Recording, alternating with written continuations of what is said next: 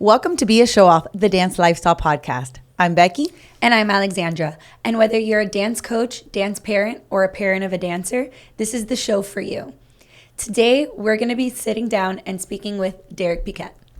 Hi, Derek. Hi, how are you? Great, and you? Good. Thank you for being here today with us. Thank you for having me. Of course, we're happy to have you. So, Derek, can you talk to us a little bit about who you are and how you got started in this dance world? Yeah, absolutely. I started when I was 8 years old, and I grew up in a really small town in Massachusetts.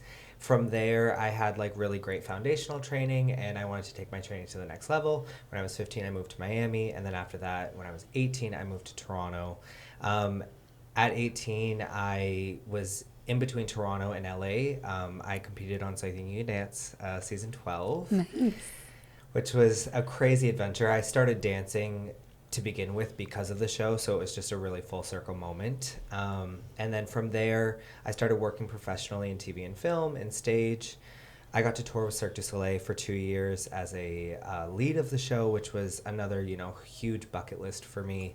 And then just went on to try and touch different aspects of our industry and perform in Radio City Rockettes for 2 seasons. And then I also, was either a choreographer, a dancer, or assistant choreographer in over 35 television shows, movies, music videos, anything like that in the commercial world, just so that I was trying to gain as much knowledge as I could so that I could help younger generations, with their path. Cool. So because you didn't do dance team, so how did you get involved into this dance team world? Yeah, It's crazy because I feel like I've always been really close to it, but never fully in it. Ricky Ubeda was my duet partner growing up, and he was on Coral Reef, so I was always, being exposed to it in that way.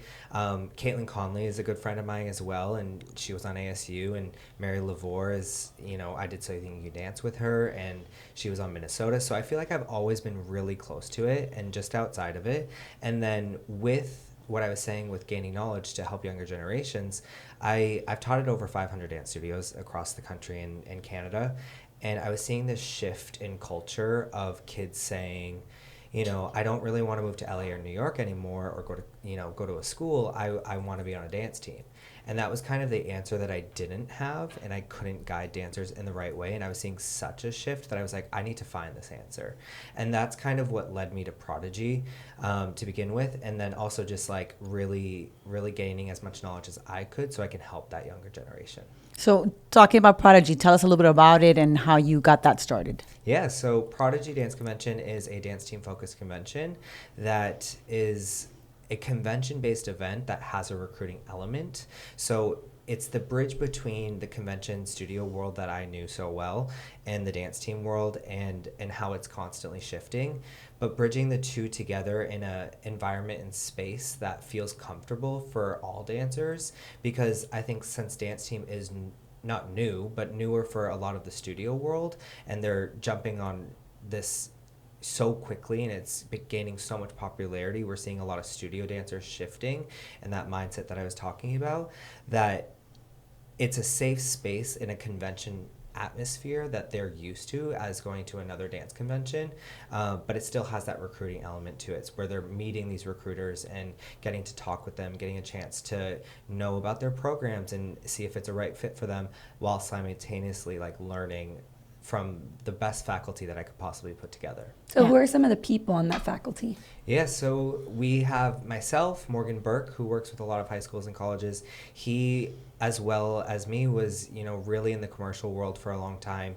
Mary Lavore, who was on Minnesota for 4 years, and now she works with a lot of teams and colleges as well. Tobias Alhammer is one of our hip-hop teachers. He was just the associate choreographer on Justin Timberlake's latest tour, so it's also bridging kind of the professional world and their knowledge of, his background in hip-hop is, so extensive. So trying to piece all those things together as well, so that the kids are, leaving the weekend with a lot of knowledge as well. Yeah, so they don't have to necessarily be just focused on, I want to be on a dance team in college. It could be, it's like a convention. I want to go take classes from these amazing choreographers and teachers. So I think that's so cool that you're putting that together. So what's been the most rewarding part about you starting Prodigy? The most rewarding part is, seeing these dancers that came to Prodigy, the event last year in Nashville, we had about 300 dancers, and I would say in the grade 12 class, there was probably anywhere from like 50 to 60 dancers. And we've gotten, we get posts and emails and all different things of, these kids coming back to us and saying we got recruited because of our event. And we have about 20 that we've heard from so far. So at the end of the day, that's what this event is for and what it's about, and just getting as much knowledge out there as possible to these students that don't have it, and exposure that didn't have that before, and just getting those emails, like knowing that they're getting recruited from our event was just like the absolute best. And let me ask you, if you started off just Nashville and that was your first time, so you kind of were like dipping in and seeing, hey, let's see what this like. But now you've grown a lot. So where are the other places that you're going to this year? Yeah, so we have 4 events this year. We're doing 3 regionals. One is in Gatlinburg, August 1st to 3rd. Lakeland, Florida is August 8th to 10th. Chicago is August 15th to 17th. And then our nationals is in Sandusky, Ohio, October 17th to 19th. So we have 3 in August and then 1 in October. And our regionals are really based on the regional area of the schools that will be attending. So in Florida, most of our Florida schools will be attending. And then our national is just a wider reach of the country, trying to get everyone together in one place from each coast. But we saw this need. We had, out of our like 300 or so dancers last year, we had 44 different states fly in of attendees and 2 other countries. So we saw the need to expand kind of across the country to make it more accessible for dancers. Yeah, that's cool. And then the dancers, if they go to the regional, do they have an opportunity to get like a scholarship or something to be able to go to the national one? Yeah, absolutely. We'll be giving away scholarships at our regionals. Okay, that's cool. Because I mean, that helps the dancers, especially the ones that like are really standing out. Yeah. That way other schools get to see them. So, and what schools are you having coming to the nationals? Nationals, it's a wide range right now. We're announcing it officially in June, but you'll see people like Minnesota there and WSU, and you'll see some great schools. Yeah, because those are, I mean, the schools that the kids are interested in. That always helps because it's not easy for, as a coach, I see it. It's not easy for the kids to connect with these coaches because they're interested in a bunch of different schools, and it's hard to like go to all the recruitments, go to all, the classes that they have, connect with all those coaches. So it's nice that they could do that in one location, and they could see and compare the different schools and the different coaches and teams, and kind of like, get an idea of what they really want to do. So they could narrow it down to like, these are my top 2 or these are my top 3. So that's a great thing that you're putting this together and you're doing this, because I think the kids are really going to benefit from it a lot. Yeah, it's like a fast pass lane to get through the college recruitment. Yeah. You're able to meet all of these in one spot. Yeah, I think too, it's opening a lot of kids' eyes to like how many options there are too. Doing my research now, I've found over 200 universities that have dance teams. Like, I never would have imagined that. And there's so many different avenues. And I think one of the greatest things I've learned, Amanda Gaines said it to me from Minnesota. She said, there's a team for everybody. Every single dancer that wants to be on a team, there is a team for you. So just doing your research and coming to an event like Prodigy, where you kind of do have that, wide variety, you're going to learn so much about different universities that you may not even known about. And you never know, which university might be offering you a scholarship. There's, we have a few universities with us that give athletic scholarships, and we had one university give away like close or over $200,000 at our event last year.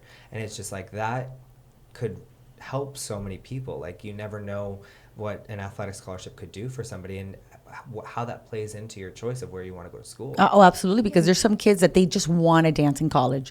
They're not even going to be picky. They just, they want to dance and they can't afford to go away. But if they can get offered a scholarship, they're willing to do it. There's so many students who really, that's what they'll do. I'll go wherever you give me money. So, I mean, I studied dance because I got a scholarship for it. It wasn't even in my mind. I was like, I wanted to do business, but I got a scholarship for dance. I'm like, I got to pay for my own school, so let me go ahead and do that. Look at her now. Yeah.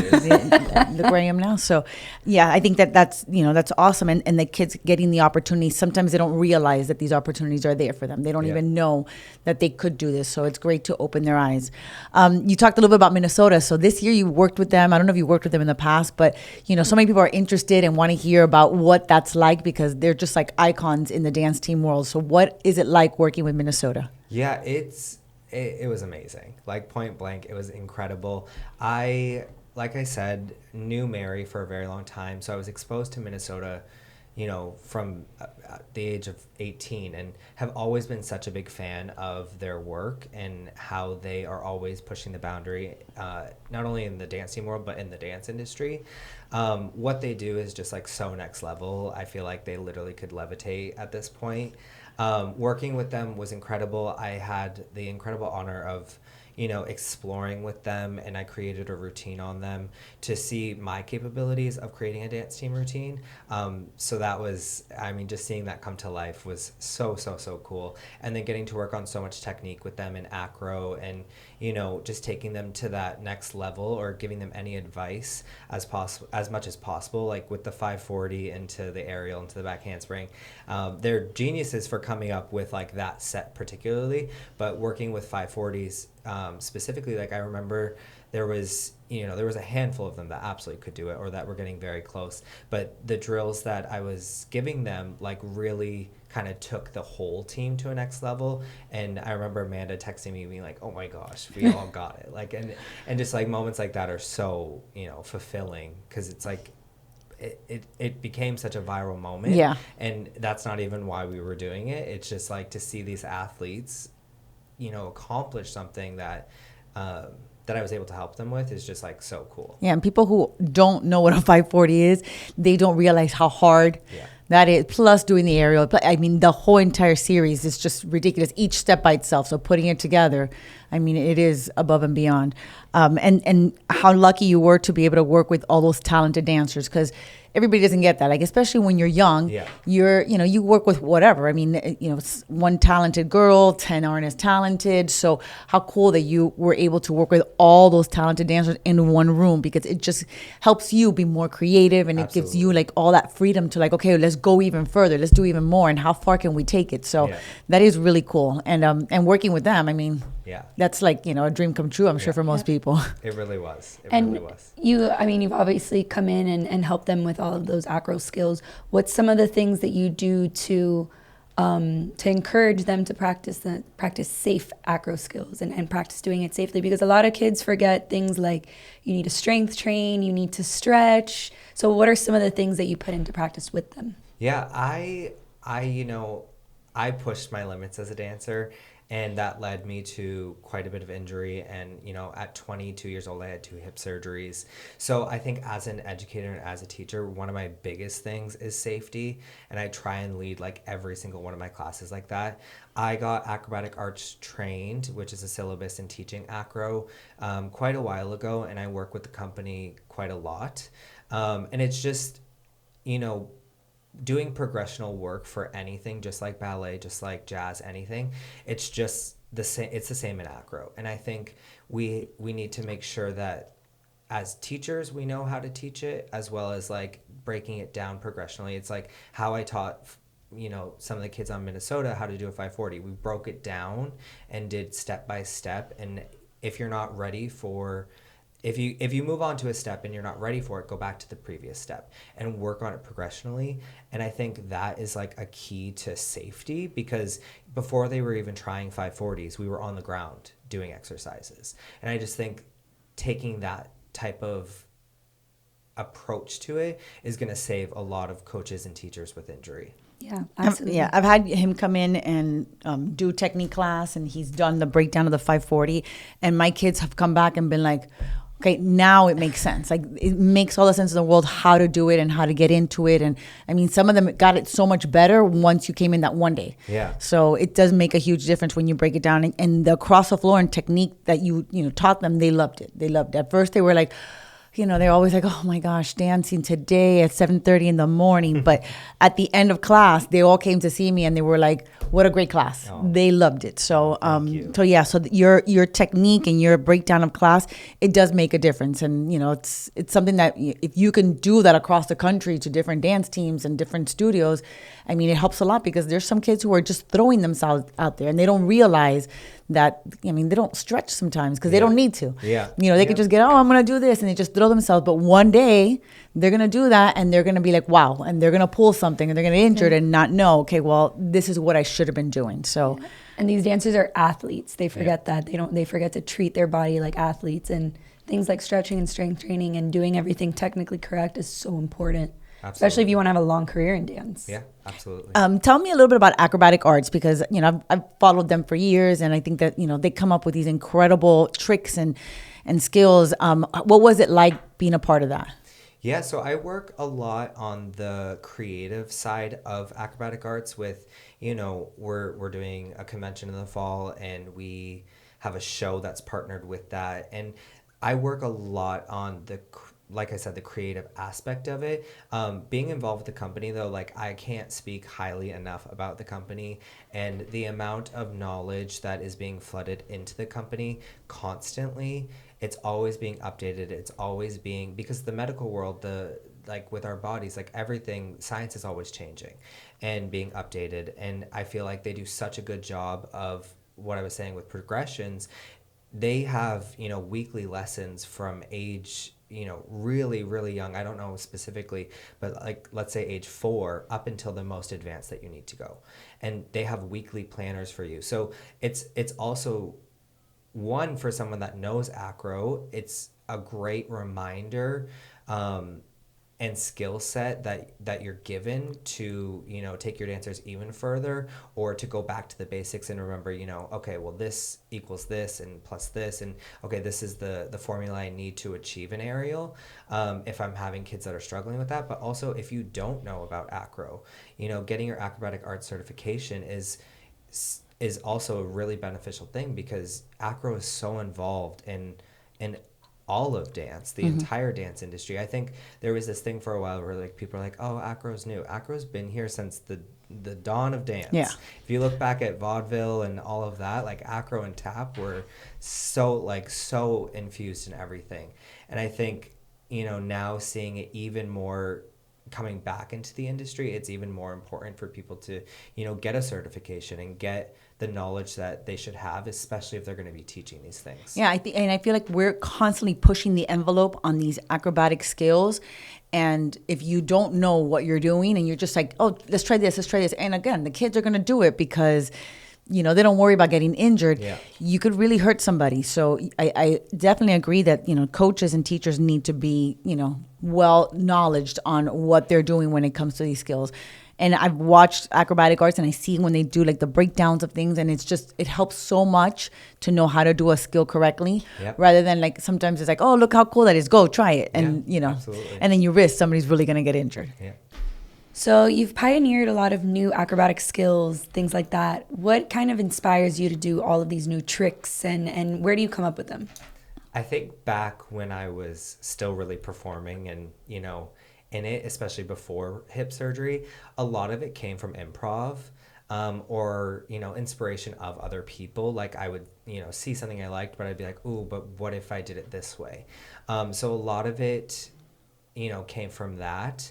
I feel like, too, I started in the public eye kind of when social media was starting. So there was things that, like, I would post, or, you know, Ricky would post, and, you know, it would kind of catch on in the dance industry, and you'd see it. And still to this day, like, you see stuff that we were doing back when we were teenagers.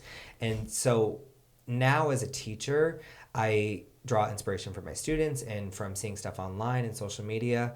And same thing, like, kind of look at it and I say, okay, how can I make that different? Or how can I make that, you know, even more visually effective, or transition this way in and out of it? And a lot of it does come from improv. And it helps a lot that you were very strong in acrobatics. Mm-hmm. So I think that, you know, like, that was never my strength. So it's very hard for me sometimes to, like, see a trick and be like, okay, this is how we need to do it, because my body doesn't do that. So it helps a lot that you were very skilled in, and you did Cirque du Soleil, which, you know, I'm sure that a lot of the stuff that you did there, for sure, that must have helped like crazy. So how was that, by the way? How was Cirque du Soleil? It was insane. I traveled through Australia, China, Singapore, New Zealand, Spain. Like, it was over 2 years. It was incredible. I was the lead of the show, so my job out of the 2.5 hours of the show, I was pretty much on stage for 2 of those hours. And a lot of it was physical acting and dancing and acrobatics. There wasn't too much stunt work, but there was a bit. And it's just, when I worked for the company, I couldn't have asked for a better experience. They took such good care of the artists and myself and my body. They helped me find my surgeon when I did go in for hip surgery. And it's just the amount of care that they put into your training and making sure that you're staying in shape and staying healthy. It just was so eye-opening, I think, as an artist, because I was that kid that would just throw themselves across the floor and try things, and I wouldn't warm up. And, you know, I'd get to the tent every day and they'd be like, get on the treadmill, go do a ballet bar. Like, and we'd have physio and massage therapists. And so they just took such great care of us. I remember when I was 13 years old, and I went to see my first Cirque show with my mom. And after the Cirque show, I said to my mom, and looked her in the eyes, and I said, I want to be a lead in a Cirque du Soleil show one day. Oh my gosh. Oh, wow. And literally, like, years later, I was coming off of an injury. I got the phone call and immediately just, like, burst crying. I called my mom.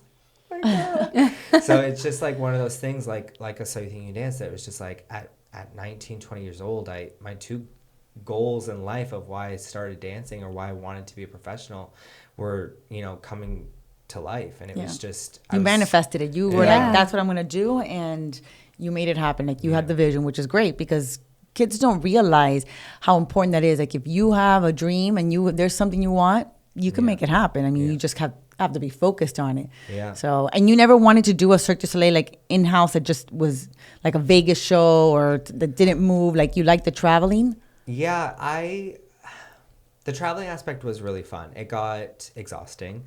We would sit down in each country for about 3 months, which was nice, but I was offered a contract in a Vegas show, and it just wasn't the right time, and it was years later and after hip surgery.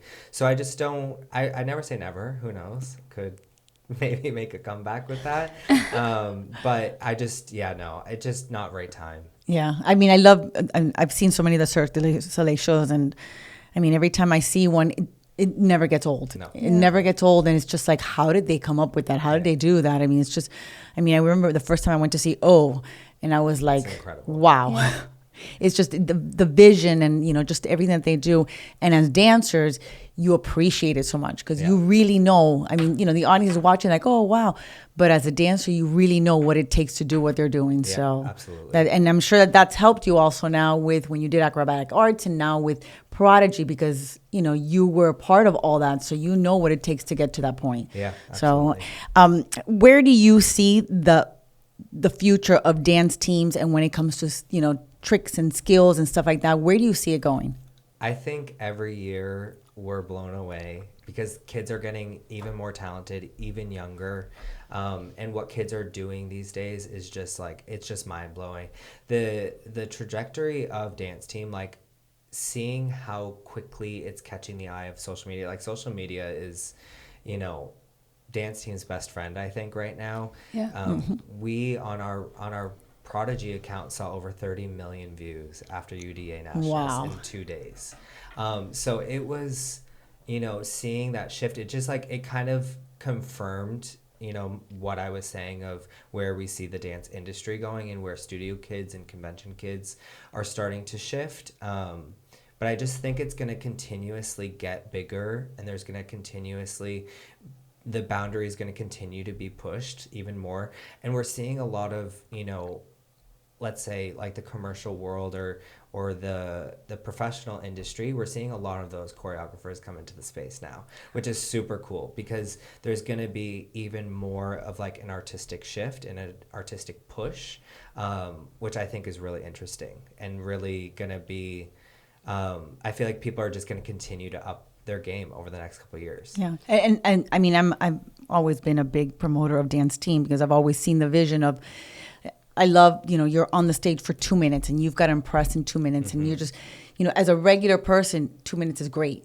Anything more than that, you kind of lose them. Yeah. So you've got 2 minutes, and the audience really gets involved in that. And I love that there is that team aspect and the spirit aspect, and you have, you know, other teams. Yeah, we're competing against each other, but we support each other, we promote each other, we cheer each other on, and I love everything that goes with it. And it's so nice to see the industry world, this commercial world, coming to dance team and seeing the bright side of it, because there was a vision for such a long time of like, that's drill, that's cheerleading, it's not really dancing.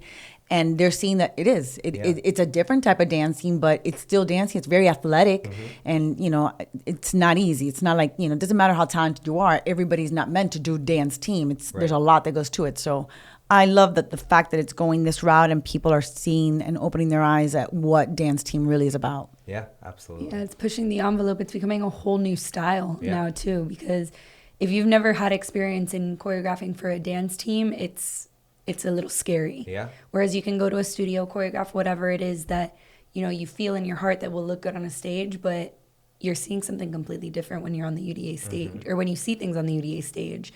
You need to have the visuals, you need to have the formation changes, you need to make sure everybody is doing something with intention at all times. Right. You can't just have somebody squat in the corner and just wait there. They need to actually be doing something. Everybody has with purpose. They all have to be able to do it. They all have to. There's no place to hide on the UDA. No, and every single thing that you do needs to have purpose to it. Yeah.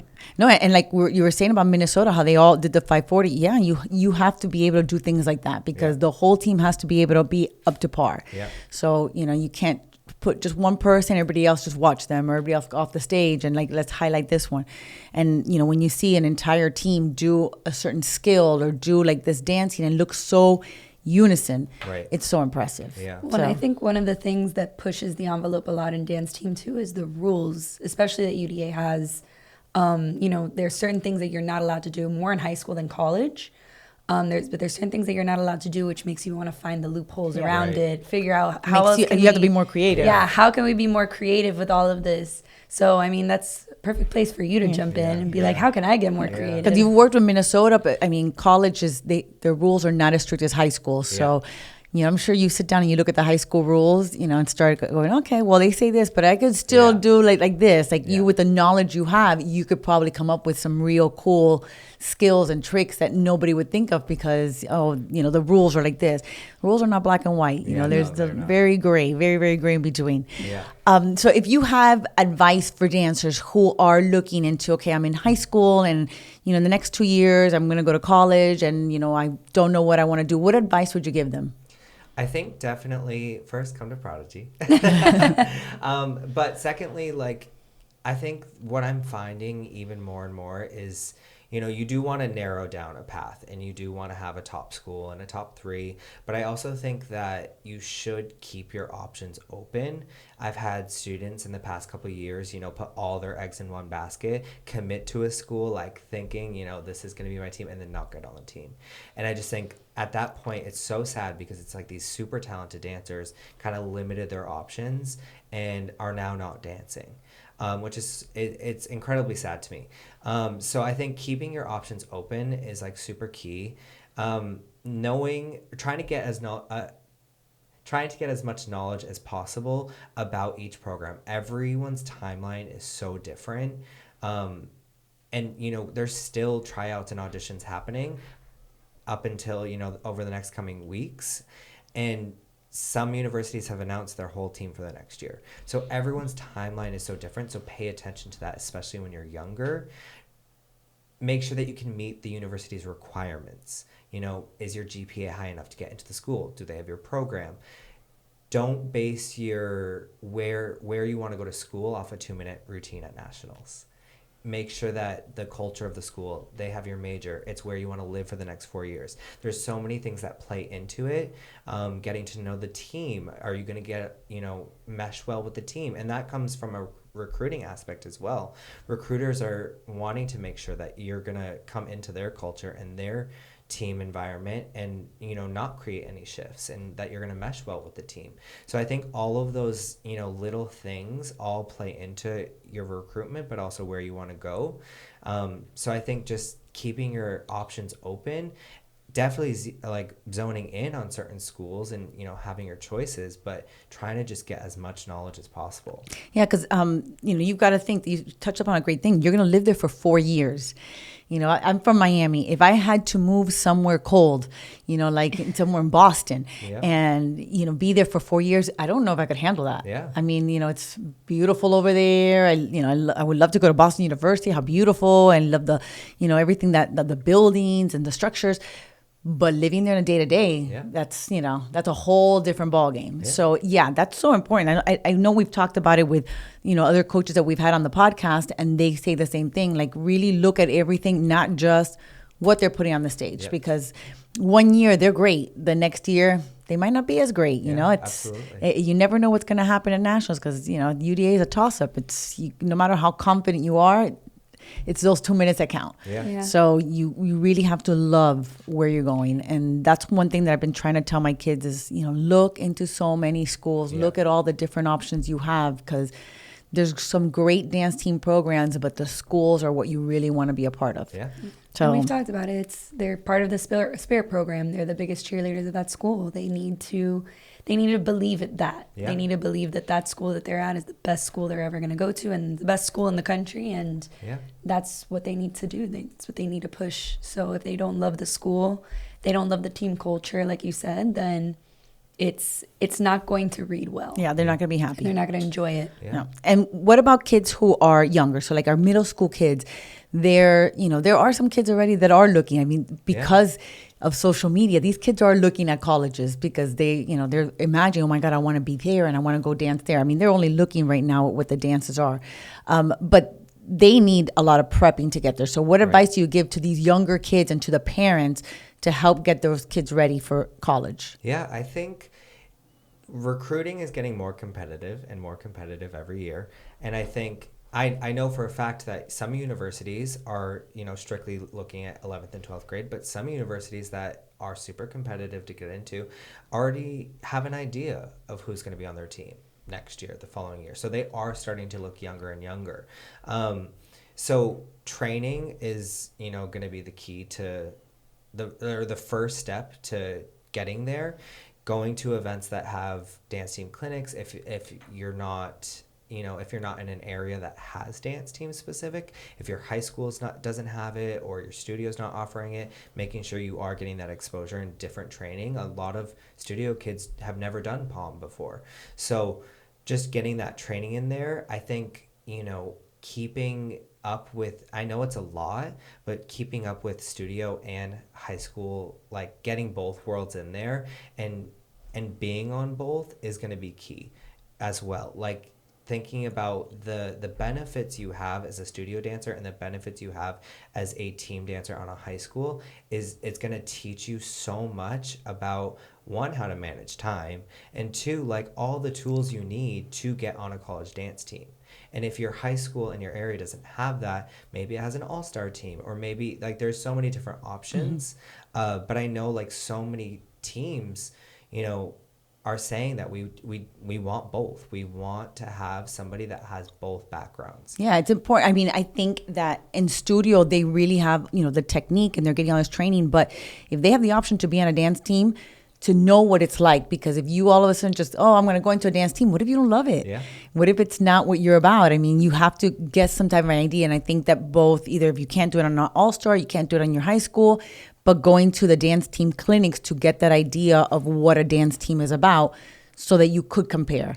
I push my kids. I love for them to be able to do both. I love that they, you know, could go to a studio. I know it is hard, especially when they get in high school, because they want to have that social life. So it's hard to do it. But you got to think about your future. You got to think what I really want, you know, manifest it. Yeah. And Yeah, the only way that's going to happen is if you really follow, these are the things I need to do in order to get there. Yeah, absolutely.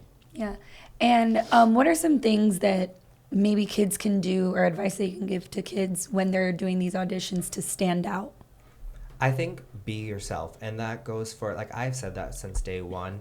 What's helped me get to the place that I've been to is being myself as an artist, as a human, and just like there's so many influences in the world, and there's so much with social media and, you know, with influencers, that people want to be like other people. And I think one thing in an audition atmosphere is like showing who you truly are is going to go a lot further than me trying to be like Ricky. Like we growing up, we're always head to head. We never tried to be like each other, and we both have had, you know, like insanely different careers, but both successful careers, and it's because of, you know, staying true to who we were as people and as artists that I feel like that got us to those places. And I think if they can, especially as high schoolers, stay true to who they are, show these coaches who they are, or show an audition person who they are, that's going to read through, because it's about your dancing, and you have to be a good dancer, but there's so much personality that plays into it, that what we were saying of culture of a dance team, like, are you going to get along with the dancers on the team? Are you going to be able to represent the university on camera? Are you going to be able to work with children?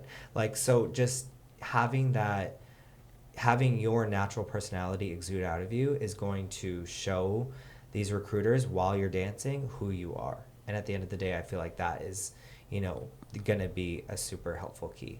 And then as coaches, you know, we're trying to always help our kids, you know, get into these programs, or, you know, giving them recommendation letters. But I think that we still need guidance. How would you, you know, what would you tell to a coach how to help their dancers get into these programs? I think just exposing them to as much as you can, bringing in guests, bringing in, you know, other educators, bringing them to events, getting any type of training you can get as a coach, like acrobatic arts or any other syllabuses that are out there that are just going to continue to help the dancers grow. You know, everyone needs those your core teachers, your core coaches that are going to help maintain and grow and, you know, be their constant. But having a guest, it's like, I'm sure you guys have experienced it, of like a simple correction of straighten your knee when you do this. The second a guest comes in and says it, all of a sudden the knee is straight. Yeah, it's a miracle. It's like, wow, yeah, it's a miracle. what It's amazing miracle. advice. Yeah. So It's I like think they've never heard that before. Yeah, little things like that, I think, can really help any program. What do you think was like the moment that you were like, this is what I really want to do? I really want to, you know, this is a career I want to take in dance. Because, I mean, as dancers, there's so many options that we have. You know, you go to the profession, you go here, you go there, but it gets to a point that you have to make a choice. Yeah. So what made you make the choice of what you finally did? I think accomplishing SYTYCD Dance in Cirque at such a young age, I literally looked at my life, and I like simultaneously was always teaching. And I looked at my life and I was like, wow, okay, so I am so lucky to say that at 19 years old, I've accomplished both things that I wanted to do. So then I looked at it and I was like, what else is there? And like the world was literally my oyster, and I literally was like, okay, well, I can go do this, and then I can do this. And then I realized gaining all that knowledge is going to help the younger generation. Like I had I had very little guidance, and I was really just going out there and figuring it out, trial and error. And I think, you know, that plays into how I am as an educator and as a teacher, because I want to help kids. Like I want to help these kids in their journey, especially, you know, whether they want to be a dancer or not, you know, if they want to be on a dance team, if they want to be in a commercial or anything like that. So I feel like now with what I'm doing with Prodigy is very specific to dance team, but I'm also simultaneously, you know, still in the commercial market, still in the studio market, just trying to, you know, help everyone. And when you say you're in the industry still, what is it you're doing? Or what have you done? Like, you know, to be in that industry world of that you have as feedback of, you know, this is what I've done, this is how I could help the kids, or this is how I can help them connect the dance team world to the industry world? Yeah, so last year I took a year off performing, and even when I say that, I still filmed 2 movies, which was just kind of out of nowhere. But I just think the experience of, you know, being on set, I've probably spent, in the last 10 years, I've probably spent close to 2 to 3 months a year on set, whether it's a commercial, a TV show, a movie, as well as like in my off time, I teach, I choreograph. I usually do 100 numbers a year as a choreographer. On top of, then I also, you know, choreographed a world tour with an artist. So, you know, had to bring in all my jazz funk and jazz and contemporary and hip hop background to make this like pop artists tour for Universal Music. And trying to just like really get every aspect of what I've learned as a dancer growing up, but then also as a professional, also helps me in so many different avenues of my career, and just opens up so many more doors. Like if there's very little jobs that, you know, someone would approach me with where I would be like, oh, I can't do that, because I have tried to gather just as much information as I can as possible. And of all of the things that you've done, because you've done a lot, what's been your favorite part of your dance journey? One of my favorite moments is, you know, the So You Think and Cirque thing where we're kind of partnered together. I have tattoos for both. Like, it was just my childhood. And then, you know, I feel like the moment I realized I was like done performing at a constant, I was on stage at Radio City, which, you know, looking out at 6,000 sold out seats every night, doing 14 shows a week. It's exhausting, but exhilarating. That makes me very tired just thinking about it. It's also the hardest job I've ever had, by far, and taught me so much as a choreographer, a dancer, a teacher, everything. I looked out and I saw my parents, my grandparents, and my niece. And my niece was like this. And I literally, on stage, started crying. Oh. It was just like, I'm done. Like, my grandparents, like, sitting there in the audience, I could see them clear as day, and just like I felt in that moment like really complete. And I think that, you know, anything after this point, obviously, like I said, I was going to take a year off and still did 2 movies. Like, anything is just a plus at this point, but that moment specifically was just like, okay, I've done it. My family has seen me do it. Like, I've made them proud, and that moment just like was like solidified it for me. I mean, just Rockettes, you think about that, and that's, you know. It's iconic. Yeah, I think every dancer at some point in their life, you know, you're like, oh, I want to be a Rockette. Yeah. You know, it's either they want to be a professional ballet dancer or a Rockette. So Yeah. I think that being on that stage in that theater, how amazing. Like, you can't compare it to much. It's overwhelming.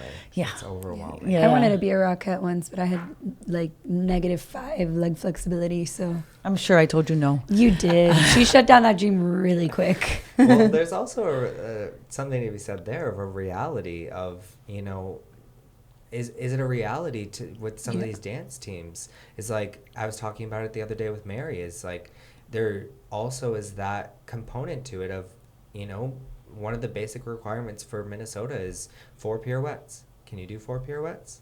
Are you close to 4 pirouettes? So that reality is like, it does play such a huge part in this career. And I feel like it's something that, you know, I trained very specifically for So You Think and for Cirque, and I put so much energy in that way and manifested it. But it's like the reality of like, you know, that isn't an option for everybody.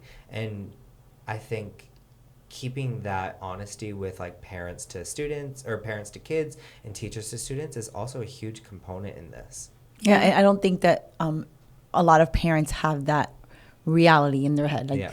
I mean, obviously, we all want, you know, we have our little kids, and we're like, oh, we want them to be professional dancer, professional football player, and, you know, you want that. But sometimes you've got to acknowledge, like, my kid's not the best. You know, this is maybe not the right choice for them, and help them understand that, because if you want it more than your child does, and you're pushing them to do something that they're, you know, not meant to do, one, you're going to hurt them, and two, they're going to be emotionally a wreck, because they're going to expect all this is going to be for them, and then they don't get it, and then what happens? Yeah. So I think that that's something that a lot of parents, you know, they need to sit back sometimes and acknowledge, like, this is not for you. Like, let's find something else, or, you know, you could still do this, but the reality is we got to find this also, and, you know, do that, and trust that the coaches, when they tell you, you know, they're not on the team, or they didn't make it, or, you know, they tried, but they weren't the best one. There's a reason for it. You know, absolutely. It's not because we're picking on you. Yeah. Yeah, and I think that there's a lot to be said for, you know, I think that a lot of parents sometimes think, oh, you know, well, I don't want to kill my kid's dream, or this is their dream, we're going to do it. Yeah, well, you're going to do whatever you can to fulfill those kids' dreams, but you need to guide them correctly to get there. And just saying, like, yeah, you could do it, and go for it, and just kind of put your trust into everybody and say, okay, at a minimum, you need to help them and guide them correctly. So if somebody like a coach, or somebody who's well-versed and has a lot of knowledge in all of those things that are helping guide your kid, You want to listen to them Yeah. and understand that nobody is working against your kid. Yeah. We all want these kids to succeed. Yeah. Yeah, and it's hard. I'm sure you see it when you're, in the convention. You have 300 kids, 300 talented. Like, you're looking and you're saying there's so much talent here. Yep. That's, across the country, there is so much talent, and it just gets harder and harder each year. And these kids are pushing themselves. There's a place for everybody. Yep. Everybody's not meant to be on Ohio State or Minnesota. And Yeah. that reality check has to click and say, okay, that's not the place for me. But there's other places that I would do great in, Yeah, or I would absolutely. stand out in.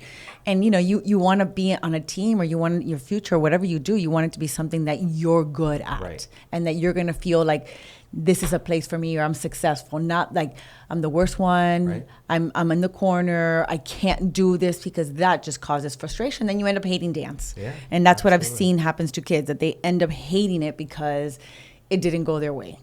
And, that's just the reality of this, field that we're in, is that it's tough. It's tough. And Yeah. there's so much competition out there that, Yeah. the kids don't realize it sometimes. I'm sure, you've probably seen it a lot more than Yeah. me, because I see it just in my little circle. Yeah.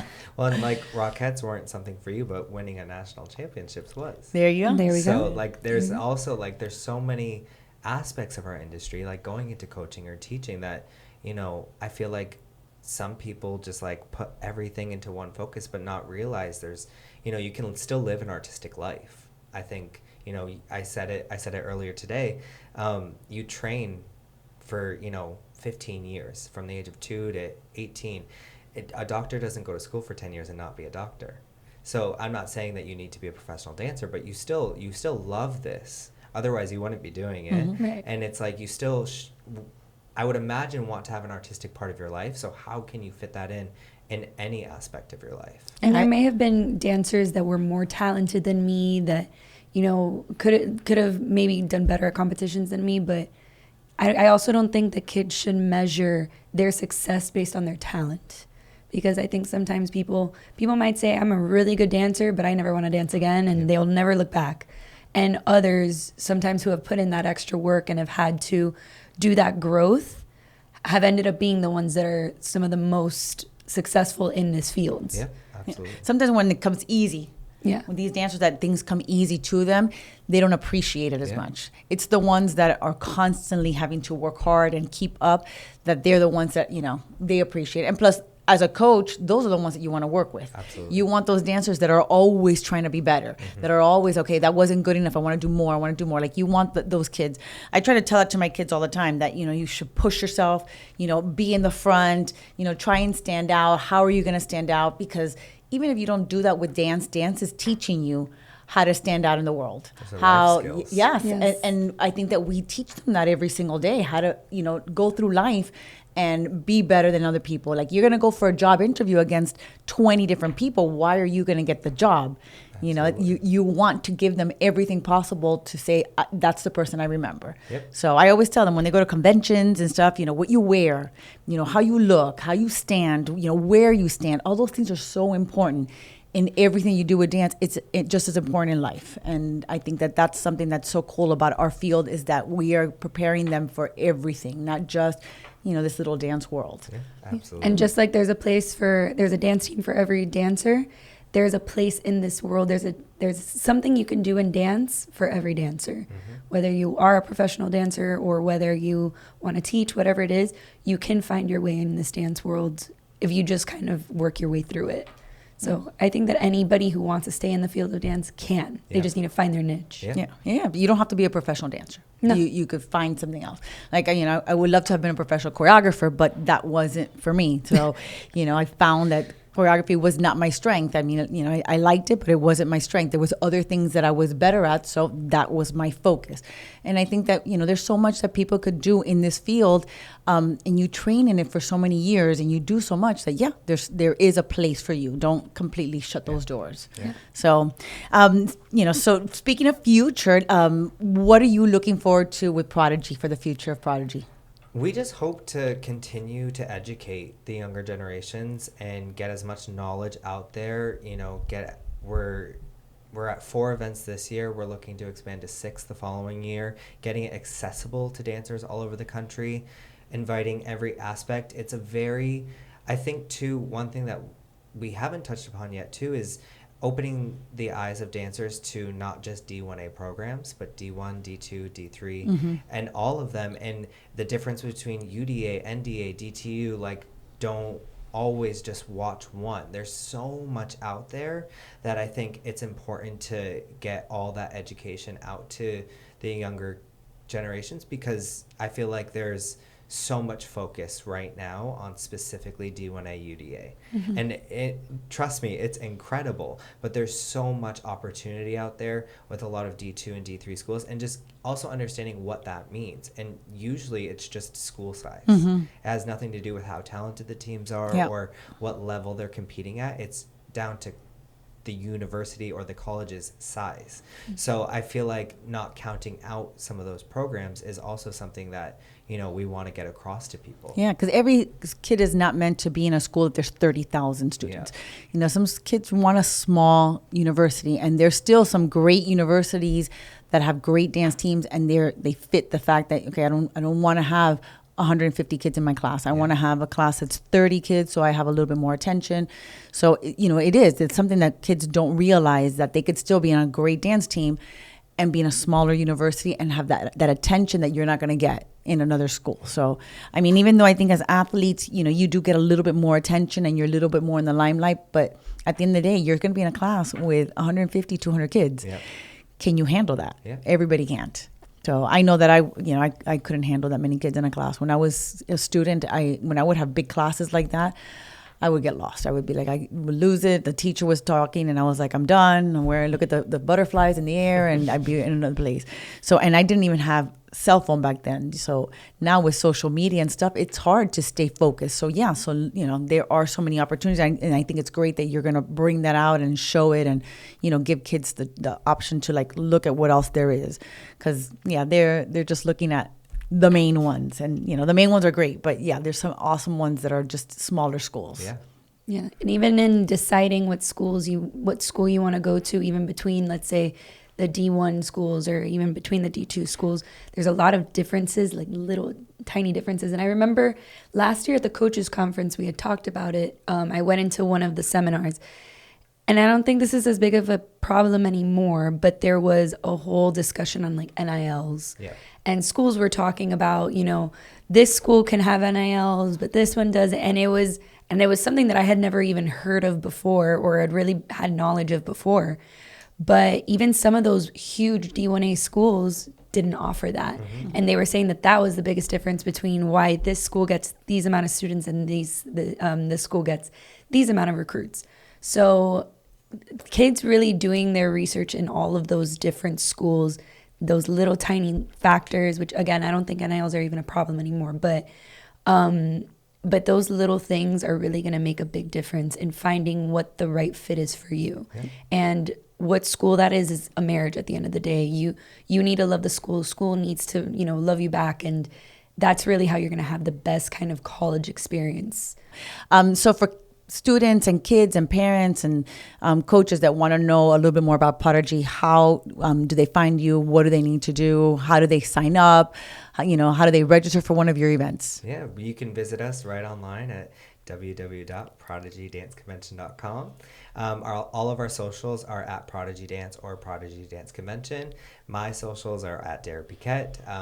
And yeah, we're always open to suggestions, questions. Like, we just want to create, you know, an event for everybody, and create an event that's genuinely going to help people. And that's where it stems from, and that's what we want to continue to do. And you do master classes and stuff, because I mean, I just brought you in and it was great having you. So you do that for dance studios and dance teams and stuff, and, you know, get them ready for, like, you know, competition season and stuff. So I highly recommend you, and I highly recommend that, you know, anybody that can bring you in, because I think it made a huge difference with my dancers having you. And I wish I could have you, you know, more often. So we're going to move you down to Miami. Yeah, I'll have you here. Thank you. So we have a couple fun questions for you. Okay. So what is your go-to song or most used song in your playlist for class?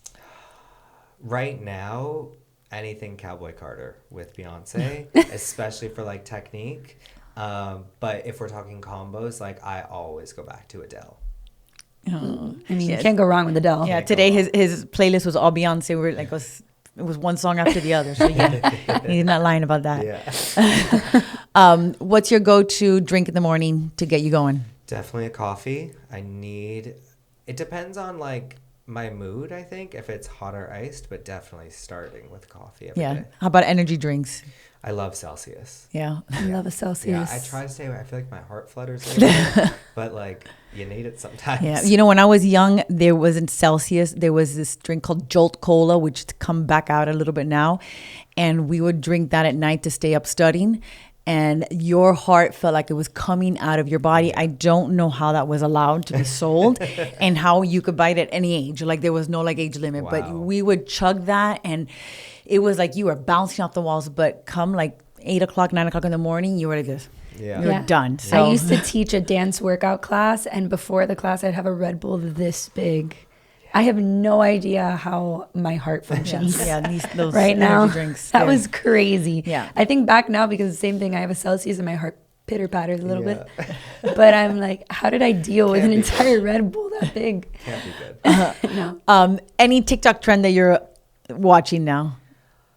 Oh man, there's so many funny ones. I think my guilty pleasure is when I travel a lot. I was on 120 flights last year. My best way to like kind of de-stress is to sit on a plane and just watch TikToks. And I'm not a big TikTok dance watcher. I am like puppies, kittens. Oh, us too. We are big Animals. puppy people. We're puppy people. So that's the TikTok trend I'm following is animals.